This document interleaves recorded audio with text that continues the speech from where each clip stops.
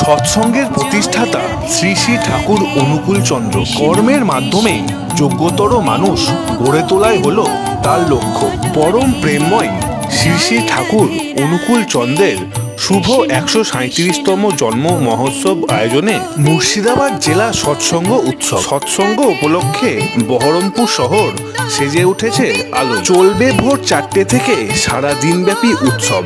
তারই একটা ছোট্ট ভিডিও আপনাদেরকে দেখালাম।